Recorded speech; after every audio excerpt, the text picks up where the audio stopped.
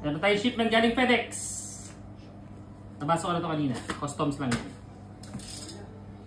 Cutter. Hiwain. Nada. Gamali pa. Pag nagisgas sa loob, wala na. Ang nasa simple yan. Okay lang yan. Importante yung mga nasa loob. Ito pa pala. Uubos lang ang ano mo dyan, storage mo dyan, ma'am. Di ba ano lang yan? 64 gig? 64 gig ba? 128? I don't know. Ah! We can see some of it. Charan! Nice!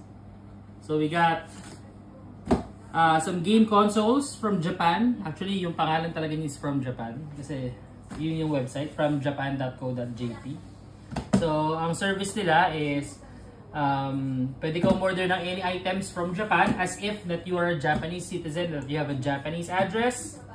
And so, kasi dun sa kanilang mga marketplace doon, you can't really order if you don't have a Japanese address. So, if you're from the Philippines or in the US, you need to have a proxy. Fromjapan.co.jp is a proxy. Parang ipoproxy nila kung sila ikaw ang mo-order pero you have a Japanese address.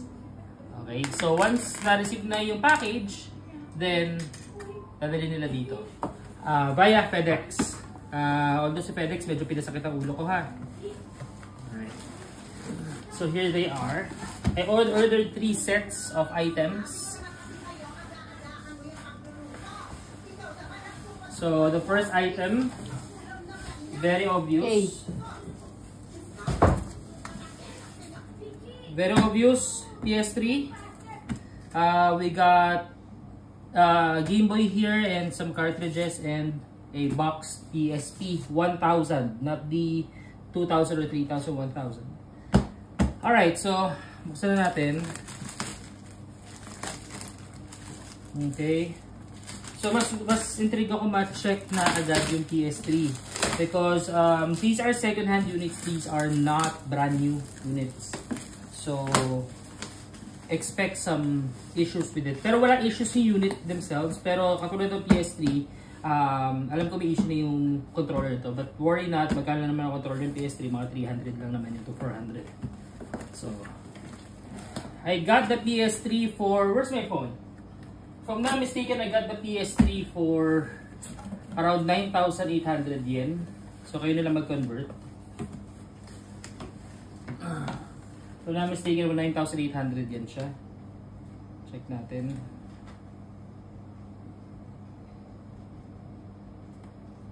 Ayun.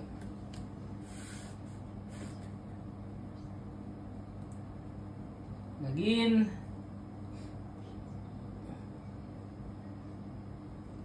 Ayan. Actually, ito pala. Yeah, 9,300 yen. 9,300 yen, which is 9,300 yen to PHP. 3,500 lang yung PS3.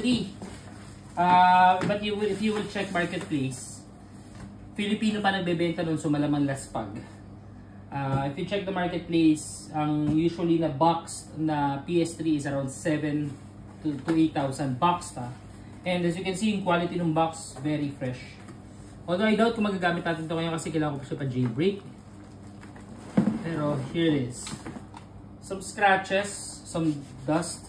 Pwede na malinisin. Ayan, may mga dust dito pero tatanggal naman. Pupunasan na lang mamaya. But so far so good. Walang cracks. Nothing. No anything. Oh. So Blu-ray, DVD. Oh, yan. Alright. PS3. Tignan natin dyan. So kasama niya dito is so yung kasama niya yung controller. Medyo ginagamit na siya. Ang sabi sa description, nag-auto press na siya. So probably we will not be using this. HDMI cables, iwan ko na siya dito. And meron kasing kasama tong PS3, the power cable. May kasama kasi tong PS3 na composite cable. Now there's a reason for that. One of the reasons why I bought this, I think could be, I'm one of the few people in the Philippines who has this. You could actually connect your PS3 to your TV Para siyang TV Plus. So, meron siyang ganito yung torrent. I'm just not sure if it's gonna work in the Philippines, but parehas kasi ng technology yung TV natin sa Japan. So, it might. I don't know yet. We'll see. Pero, andito siya lahat in pin device. Papanoorin ko na lang sa YouTube kung paano ko set up.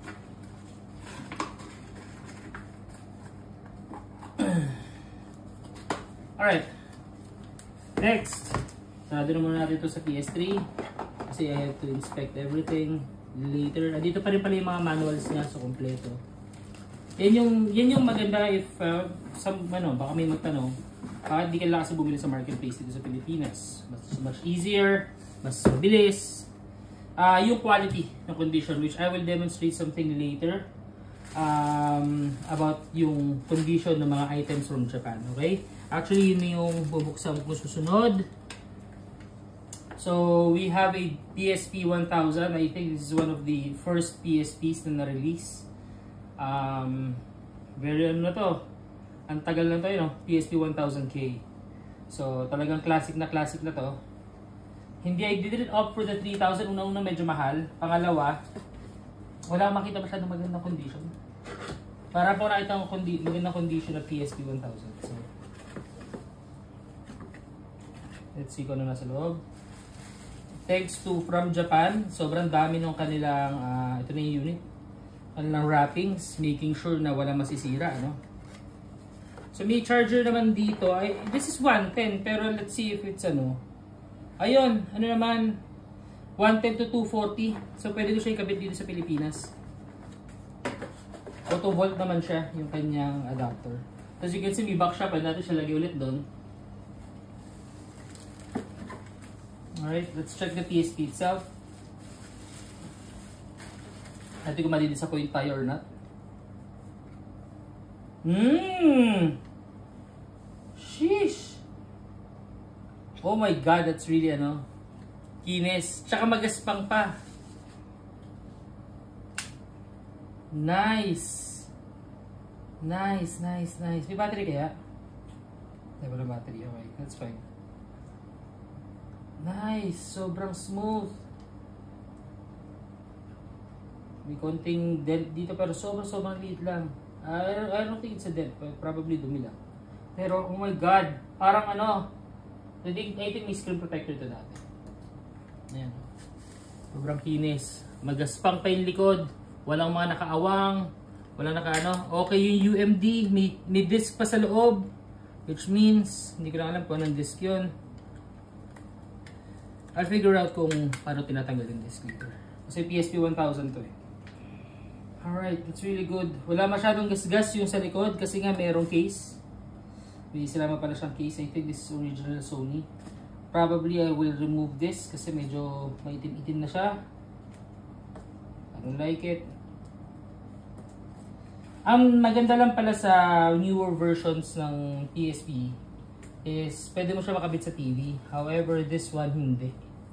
Yun ang medyo sad part itong PSP 1000. Which is fine with me kasi ako usually kinokollect ko yung mga classic. Although medyo na-defeat yung purpose dito sa PS3. Pero kasi sa PS3, I really have to compromise because yung PSP na original daw, yung fat version, medyo maraming issues. Overheating, blah blah blah, ganun. So parang it's not worth it na kumbaga pipilit ko na parang anyway, so may na papatanggal ko na lang kay Mrs. Ayun siya nag-video. PSP, nag-video ka na naman ng patayo, dapat laging pagilid. Okay lang yan. Okay. Ano ba to? Alright. May mga kasamang bala yan. Libre. Hindi ko na maintindihan because they are in Japanese. Pero may mga kasama siyang bala. Yung presyo. Presyo ng PSP is 8,900 yen. Which is sa Pilipinas 3,369. Medyo tama lang yung presyo. Lalo kung naka-box, usually pag naka-box sa Pilipinas mga 5,000 to 6,000. Depende pa sa condition ng box. Unit lang yon, walang kasamang bala.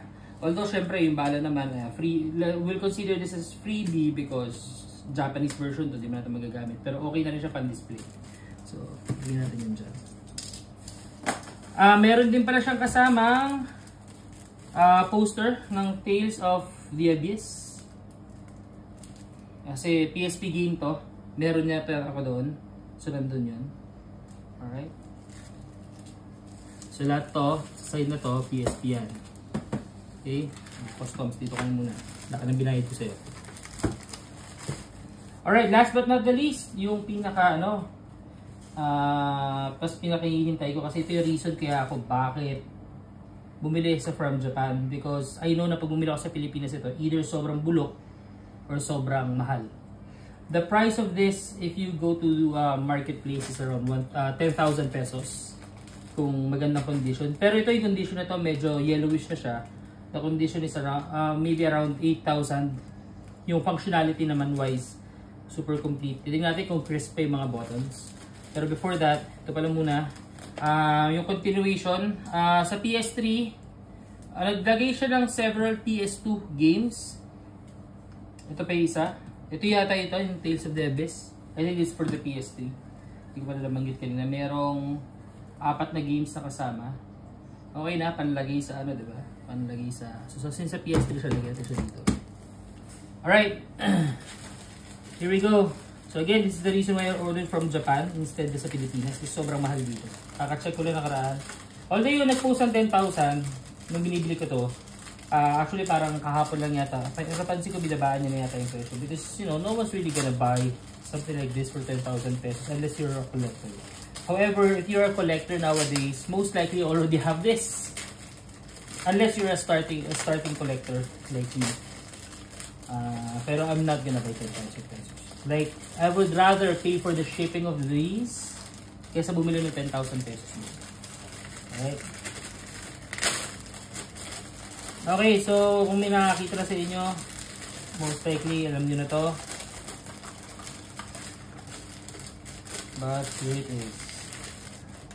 So this is the original, I think 1986 or 1985 Game Boy, Nintendo Game Boy. Medyo yellowish na yung condition niya, medyo na-catfish tayo. Pero okay lang, it's something that I expect as well, hindi siya big deal. Tsaka may mga nag-o-offer na services na palinisin siya. So, I will test this later. Ang importante para sa akin is yung screen. And if it works, okay? Yung case, madali siyang, bubuksan lang to. And then, okay, actually, I'm really happy with the screen. Dun sa picture niya, medyo may mga maliliit na guhit-guhit na I thought na nasa loob. Pero looking at this right now, wala siyang kahit na meron siya kaya konting wear and tear scratches pero it's not really and hindi burnt yung screen. Hindi burnt. So this is the original. It was released back then. Maybe I can... Okay, this is a much later model. This is a 1989 Nintendo Game Boy. Kung kailan ako pinanganak. So kasing edad ko na itong Game Boy na ito. Alright. So harap na tayo ng paraan para palinisin yan. Aside from that, meron tayong mga free stuff. So, Game Boy cartridges. And actually, ito yung reason kaya ako rin pinili itong unit na to instead of the others. Is maliban sa mura siya. Pero Super Mario Land. So, this is the equivalent of Super Mario Brothers game sa family computer. Kasama siya lumabas ng Game Boy. You have two options back then if you want Super Mario Land or if you want Tetris. So yung mga bata pinili Super Mario Land na package, iba Tetris. I already have a Tetris here, pero yung Tetris ko walang label. So baka magpabili tayo sa kay Macy's na may label.